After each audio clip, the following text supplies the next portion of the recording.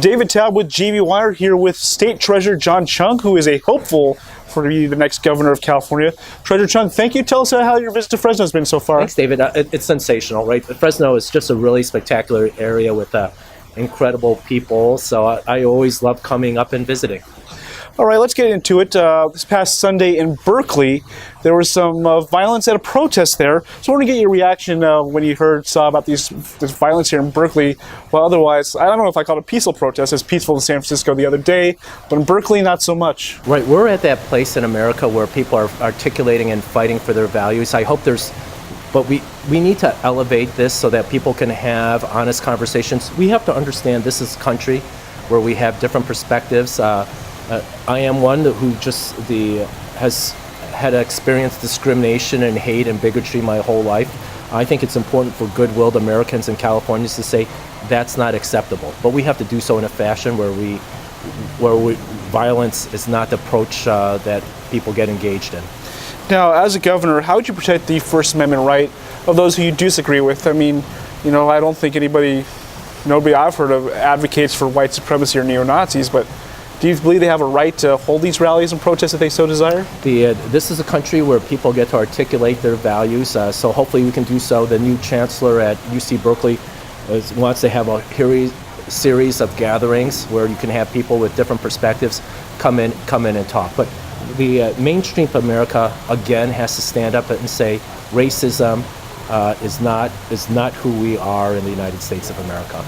But would you still protect the rights of all Americans for the First Amendment right, whether you agree with them or disagree with them? Well, they get to speak, but we have to recognize when you get into hate speech, and then if that hate speech is illegal, right? So you have to draw that line. When we say hate speech is illegal, how so? Because if there's discriminatory application that takes place, So if somebody just advocates, speaks at a rally, they're allowed to speak.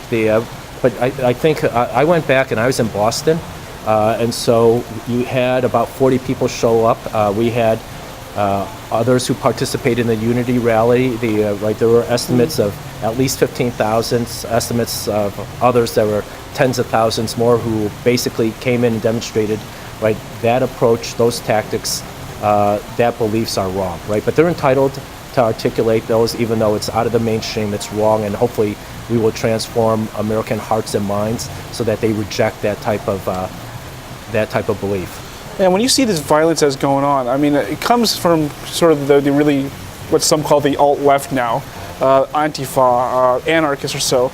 Would you consider these people terrorists based on the videos we see, the actions we see, where they just seem like they're targeting anybody who they disagree with? The reports that they're targeting anybody they thought was a Trump supporter at this rally. Again, we have to make sure that we don't follow the violence route, right? We have to stop violence. All right, moving on, we're talking about a major issue that affects the Fresno area, that affects all of California, is the housing shortage. Now, of course, there's a lot of demand for housing, affordable housing, any type of housing, but how do we fix the supply end? The whole bunch of different things need to be implemented, right? This is an all-hands-on approach. It's critical whether it's financing from government entities. It's going to be challenged because we know that we're receiving less support from the federal government over the years.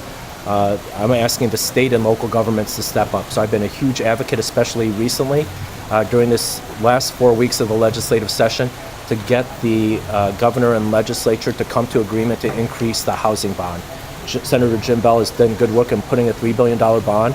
I've been working aggressively to look at how do we increase available monies so that we can capture and close the 1.5 million units that we're short. And then in addition, I've been an advocate for redevelopment in agencies and other things to give local governments a tool for economic development, including ability to use local government financing to put their contribution in to build more affordable housing. Now, redevelopment agencies, they were closed under Governor Brown.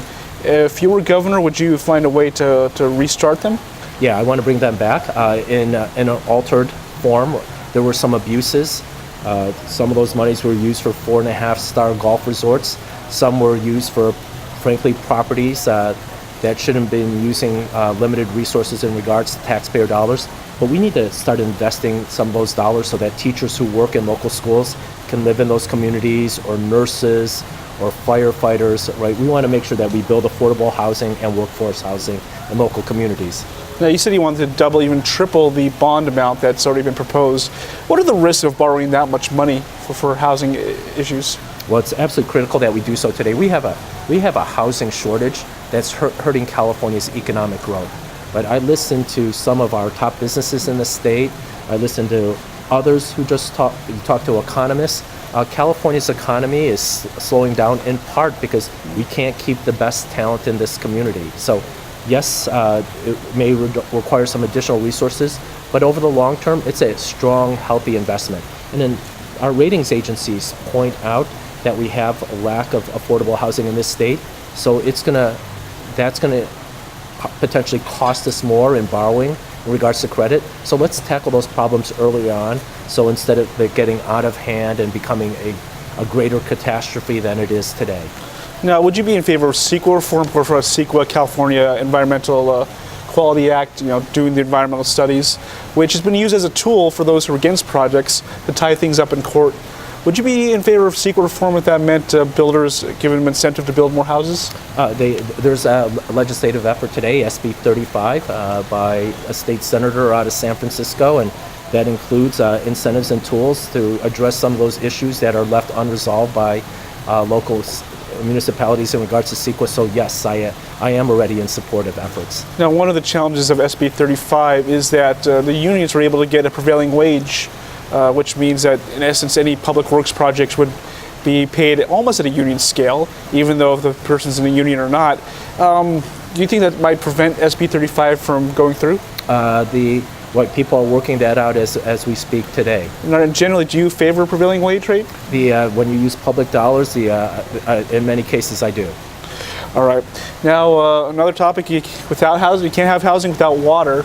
And here in California, in the Central Valley, the Temperance Flat Reservoir is a project a lot of people are pushing for, and the applications for the state funds have been gone out.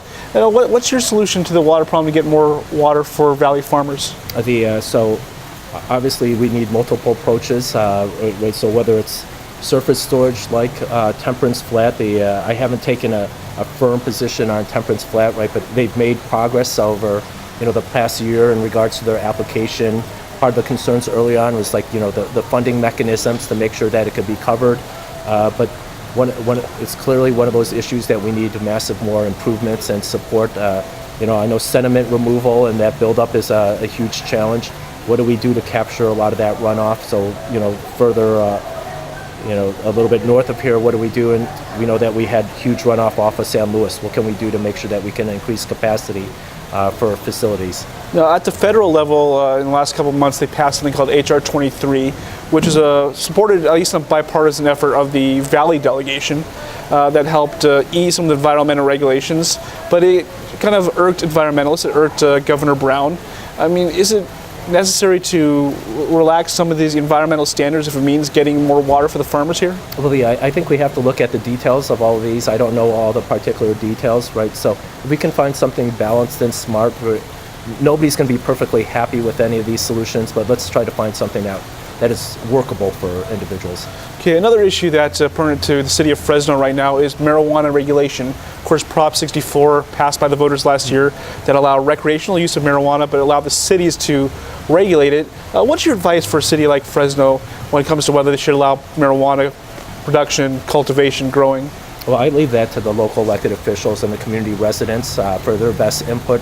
Right? I don't think the state ought to be jumping in on every single issue.